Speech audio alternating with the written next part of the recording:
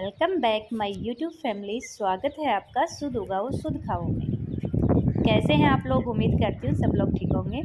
तो आज हम बात करने वाले हैं अगस्त और सितंबर में लगने वाली सब्जियों के बारे में। ये सब्जियां, कुछ सब्जियां ऐसी हैं जो अभी अगस्त में लगानी हैं, कुछ सितंबर में, और कुछ सब्जियां ऐसी होंगी जिनको आप पूरी सर्दियाँ लगा सकते हैं। तो सबसे पहले मैं उन सब्जियों के बारे में बात करती हूँ जो आप बिफोर 15 सितंबर तक आपको लगा लेनी है, और साथ में ही इनके ग्रो बैग और उसकी साइज वगैरह और टेम्परेचर वगैरह के सबके बारे में बात करूँगी मैं।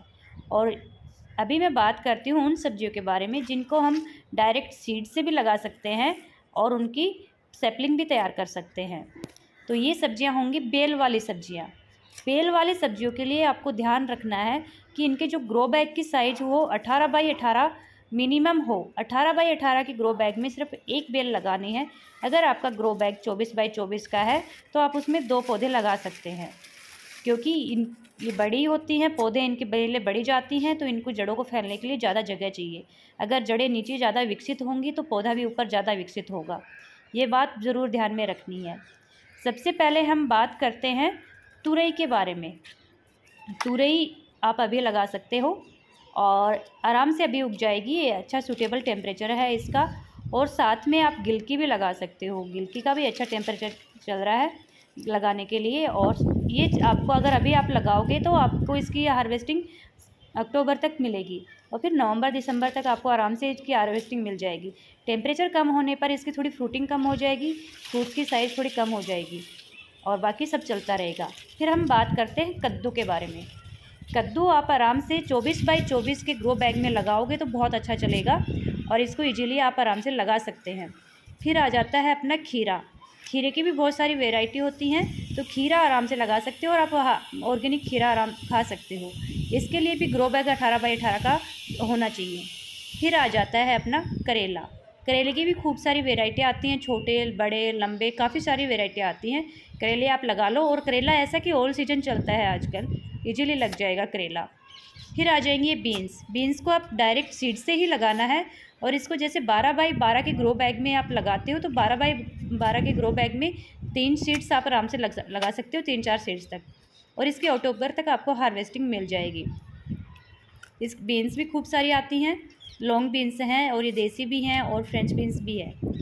और एक रह गई है लौकी। लौकी को आप खूब सारी वैरायटी आती हैं, तो लौकी को भी आप अभी लगा सकते हैं, और उसके लिए भी आपको ग्रो बैग 18 बाई 18 का चाहिए ही। और उसको अगर आप अभी लगाओगे तो आपको अगस्त में भी आप लगा देते हो तो अक्टूबर तक आपको उसकी हार्वेस्टिंग मिल जाएगी।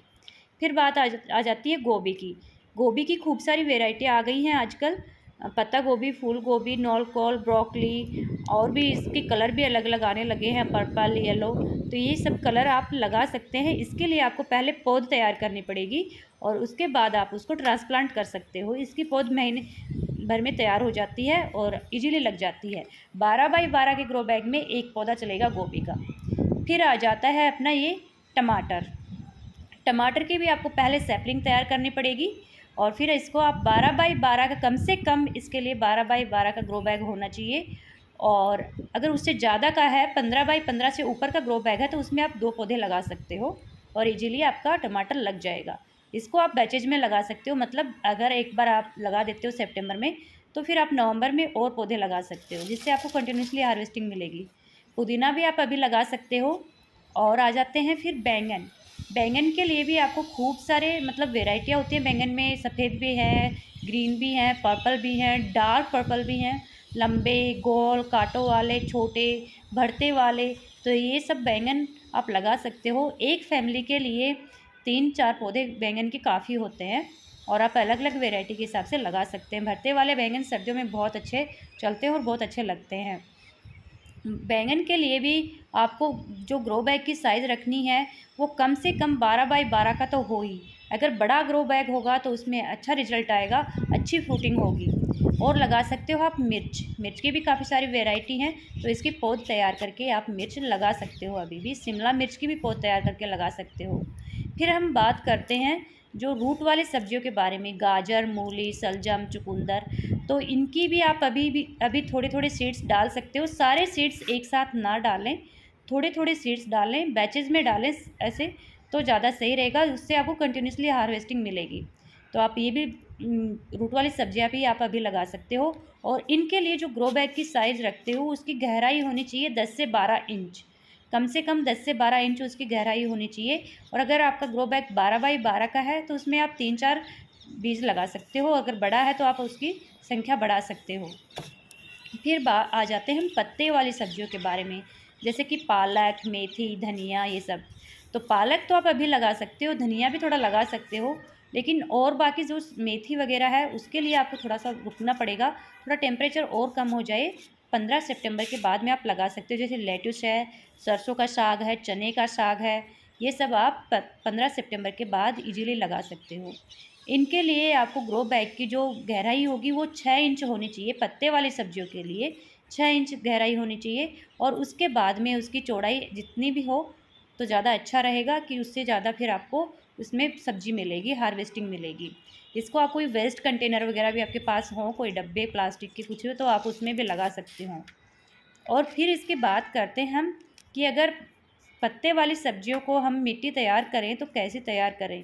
पत्ते वाली सब्जियों के लिए मिट्टी तैयार करने के लिए आपको उसमें 60% गार्डन सॉइल लेनी होगी, और 30% आप उसको कोई भी कंपोस्ट, अगर आपके पास ऑर्गेनिक कंपोस्ट हो, गाय का गोबर, वर्मी कंपोस्ट, तो बहुत अच्छी हो जाएंगी। और 10% आपके पास कोकोपीट या रेत, थोड़ी बहुत नीम की खली, तो सब्जियाँ फिर बहुत अच्छे से चल जाएंगी। और पत्ते वाली सब्जियों को भी आप बैचेज में लगाना, जिससे आपको रेगुलर हार्वेस्टिंग मिलती रहेगी। फिर बात करते हैं हम, क्या अब अभी हम फ्रूट प्लांट लगा सकते हैं। हाँ, अभी फ्रूट प्लांट लगा सकते हैं, क्योंकि ह्यूमिडिटी काफ़ी अच्छी है। और अगस्त सितंबर तक आप फ्रूट प्लांट लगा सकते हो। ये जो टाइम चल रहा है फ्रूट प्लांट, सभी प्लांट्स के लिए बहुत अच्छा चल रहा है। इसमें प्लांट जल्दी ग्रोथ पकड़ लेता है और उसके मरने के चांस बहुत कम रहते हैं, तो बहुत आराम से ये सब्जियां लग जाती हैं। साथ में ही आप जो हरी प्याज है उसको भी आप अभी लगा सकते हो, उसकी सीडलिंग तैयार कर आप बाद में उसे ट्रांसप्लांट कर सकते हैं। और साथ में ही अगर आपको मेरे वीडियो थोड़े बहुत भी पसंद आ रहे हों तो प्लीज़ लाइक, शेयर और सब्सक्राइब करें, क्योंकि मैं आपका थोड़ा बहुत भी टाइम ख़राब नहीं करूँगी। अगर आप 1 मिनट का मेरा वीडियो देखेंगे तो कुछ सीख कर ही जाएंगी यहाँ से।